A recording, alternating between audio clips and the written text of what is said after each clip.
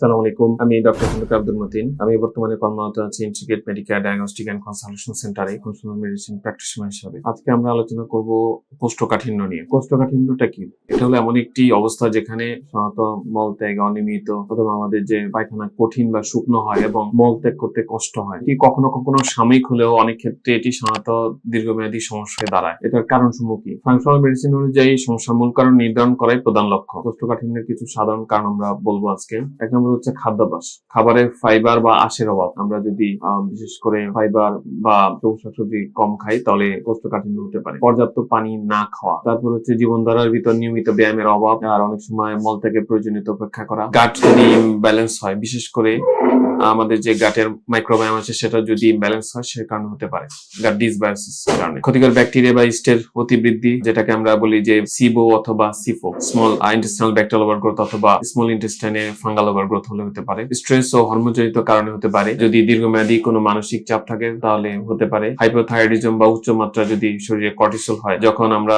সাধারণত স্ট্রেসে ভুগি সাধারণত অ্যাড্রিনাল হরমোন বেশি পরিমাণ কর্টিসল সিক্রেশন করে, সেক্ষেত্রে হতে পারে। কিছু ব্যথানাশক ওষুধ, অ্যান্টাসিড, আয়রন সাপ্লিমেন্ট অথবা অ্যান্টিডিপ্রেসেন্টের কারণেও পায়খানা কষা হতে পারে। আর যদি আমরা চিন্তা করি যে কিছু নিউরোলজিক্যাল ডিসঅর্ডার অথবা পেশির সমস্যা, বিশেষ করে পার্কিনসনিয়ান ডিজিজ অথবা যাদের পেলভিক ফ্লোর যে ডিসফাংশন আছে সেটার কারণে হতে পারে। অন্যান্য কিছু কারণের ভিতর কিছু মেটাবলিক ডিসঅর্ডার আমরা জানি ডায়াবেটিস পেশেন্টের হতে পারে, অথবা যাদের ইরিটেবল বাউল সিনড্রোমে, যাদের কনস্টিপেশন প্রিডমিনেন্ট তাদের হতে পারে। এখন এই কোষ্ঠকাঠিন্যের মেকানিজমটা কি? কোষ্ঠকাঠিন্যের কার্যপ্রক্রিয়া মূলত পেটের স্বাভাবিক কার্যক্রমে ব্যাঘাত ঘটার কারণে হয়ে থাকে। যেমন যদি স্লো ক্লোনিক ট্রানজিট হয়, দেখা গেছে আমাদের পেটে যে মলের চলাচল বা টয়লেট যে পায়খানা সেটা চলাচল যদি দৃঢ় হয়ে গেলে মল থেকে বেশি পানি শোষণ হয়ে মল শক্ত শুষ্ক হয়ে যায়। আর যদি পেলভিক ফ্লোর ডিসফাংশনের কথা আমরা বলতেছিলাম, যে মল ত্যাগের সময় যদি সঠিকভাবে পেশির কার্যক্ষমতা না থাকে, মল বের হতে বাধা পায়। অনেক সময় গাট ব্রেন এক্সিস যদি ডিসফাংশন হয়, আমরা জানি যে মানসিক চাপ বা উদ্বেগ যদি মস্তিষ্ক ও অন্ত্রের মধ্য সংকেতকে প্রভাবিত করে তাহলে অন্ত্রের গতিশীলতা কমে যায়। আর আরেকটা বলছিলাম যে গাট মাইক্রোবায়োমের ভারসাম্যহীনতা। পেটের ভিতর আমরা জানি যে অনেক উপকারী এবং অপকারী ব্যাকটেরিয়ার একটা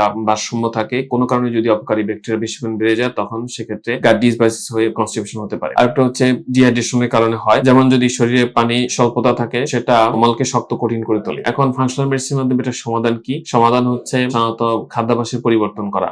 যেমন আমরা বলি যে ফাইবার যুক্ত খাবার, আপেল, নাশপাতি, ফল, শাকসবজি, হোল গ্রেইন ফুড, এটা টয়লেট নরম করে। প্রতিদিন 2 থেকে 3 লিটার পানি পান করা। তারপরে অ্যান্টি ইনফ্লামেটরি কিছু খাবার আছে যেমন chia seed, flax seed, omega 3 সমৃদ্ধ মাছ, প্রোবায়োটিক, প্রিবায়োটিক, যেগুলো আমরা জানি যে অনেক সময় টক দধি, তারপরে হচ্ছে ক্যাফির এবং রসুন বা পেঁয়াজের মতো প্রোবায়োটিক সমৃদ্ধ খাবার খাওয়া। জীবনধারার পরিবর্তনের ভিতর হচ্ছে নিয়মিত ব্যায়াম করা, সাধারণত প্রতিদিন 30 মিনিট হাঁটাহাঁটি বা হালকা ব্যায়াম করা। স্ট্রেস ম্যানেজমেন্টের ভেতরে আছে যে যদি আমরা মেডিটেশন করি, যোগ ব্যায়াম করি বা ব্রিথিং এক্সারসাইজ করি সেক্ষেত্রে আমাদের স্ট্রেসটা ম্যানেজ হবে। আবার হচ্ছে সঠিক মল ত্যাগের অভ্যাস করা, প্রতিদিন নির্দিষ্ট সময় মল ত্যাগের অভ্যাস করা এবং তাড়াহুড়ো এগিয়ে যাওয়া, এবং গাট সাপোর্ট দেওয়া। আমরা জানি যে যাদের হজমের সমস্যা হয় তাদের ডাইজেস্টিভ এনজাইম গ্রহণ করা যেতে পারে। ম্যাগনেসিয়াম সাইট্রেট মলকে নরম করতে সহায়তা করে, সেক্ষেত্রে কেউ যদি চান যে ম্যাগনেসিয়াম সাইট্রেট সাপ্লিমেন্ট নিতে পারেন। আর কিছু হার্বাল রেমেডি আছে, আমরা জানি যে ত্রিফলা বা অ্যালোভেরা এটা টয়লেট নরম করে। আর যাদের হরমোন ভারসাম্য আছে যেমন থাইরয়েড, কর্টিসল হরমোন ঠিক আছে কিনা তা পরীক্ষা করা এবং